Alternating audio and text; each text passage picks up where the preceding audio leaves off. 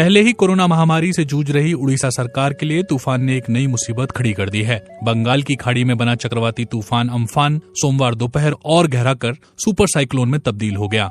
अक्टूबर 1999 के बाद ये पहला मौका है जब बंगाल की खाड़ी में कोई सुपर साइक्लोन बना हो। भारतीय मौसम विभाग का कहना है कि तूफान की उच्चतम रफ्तार 220 से 240 किलोमीटर प्रति घंटे तक हो सकती है।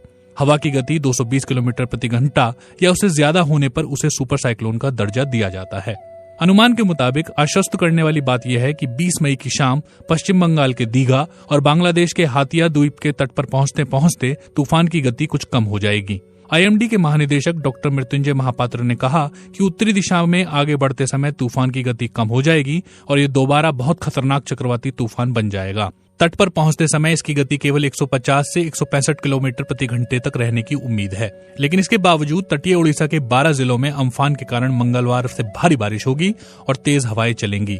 भुवनेश्वर मौसम केंद्र के निदेशक HR विश्वास ने सोमवार को कहा था कि तूफान के प्रभाव से मंगलवार शाम से उत्तरी उड़ीसा के 5 जिलों केंद्रापाड़ा, जगत सिंहपुर, भद्रक, बालेश्वर और मयूरभंज में भारी बारिश हो सकती है और तेज हवाएं चलेंगी जो 20 तारीख की सुबह और तेज हो जाएंगी। 20 मई को इन जिलों में हवा की गति 110 से 120 किलोमीटर प्रति घंटे तक रहने का अनुमान है।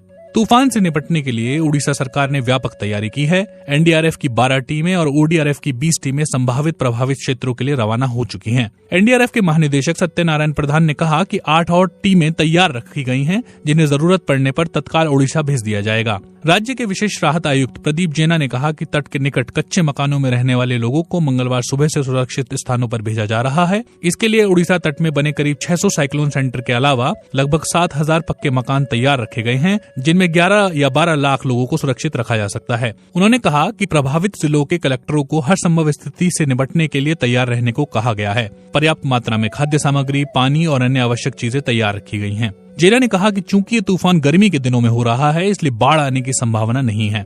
उड़ीसा सरकार के लिए सबसे बड़ी चुनौती ये है कि तूफान की मार उन्हीं जिलों जाजपुर, भद्रक और बालेश्वर में सबसे ज्यादा होगी जो पहले से कोरोना वायरस से जूझ रहे हैं। यही कारण है कि सबसे अधिक नुकसान होने की आशंका जताने पर बालेश्वर के कलेक्टर ने एक फरमान जारी किया है कि तूफान का प्रकोप खत्म होने तक किसी बाहर के आदमी को जिले में प्रवेश की अनुमति नहीं दी जाएगी। तूफान के कारण प्रवासी श्रमिकों को लेकर आने वाली श्रमिक स्पेशल ट्रेनें भी राज्य सरकार के आग्रह पर 20 तारीख तक रद्द कर दी गई हैं। उधर पश्चिम बंगाल सरकार ने बंगाल की खाड़ी में बने निम्न दबाव की वजह से लगातार खतरनाक होते जा रहे चक्रवाती तूफान अम्फान से निपटने के लिए भी कमर कस ली है। राज्य के तटवर्ती इलाके अभी बुलबुल तूफान के नुकसान से उबरे भी नहीं थे कि यहाँ अब अम्फान का खतरा मंडरा रहा है। हालांकि राज्य सरकार ने इस तूफान से निपटने के लिए तमाम जरूरी तैयारियों का दावा किया है, लेकिन सुंदरबन इलाके में आइला तूफान के समय बांधों को जो नुकसान पहुंचा था वो इलाके के द्वीपों की चिंता बढ़ा रहा है। प्रधानमंत्री नरेंद्र मोदी ने भी सोमवार को एक बैठक में अम्फान से निपटने की तैयारियों का जायजा लिया। मुख्यमंत्री ममता बनर्जी ने भी सोमवार को एक उच्च स्तरीय बैठक में इससे निपटने की तैयारियों की समीक्षा की थी। उन्होंने बताया, तटीय इलाकों में NDRF की टीमें तैनात कर दी गई हैं और निचले इलाकों से लोगों को शेल्टर होम पहुंचाया जा रहा है। इलाके में तिरपाल के अलावा पर्याप्त राहत सामग्री का स्टॉक जुटाया जा रहा है। सरकार ने तूफान पर निगाह रखने के लिए मुख्य सचिव की अध्यक्षता में एक उच्च स्तरीय समिति का गठन भी किया है।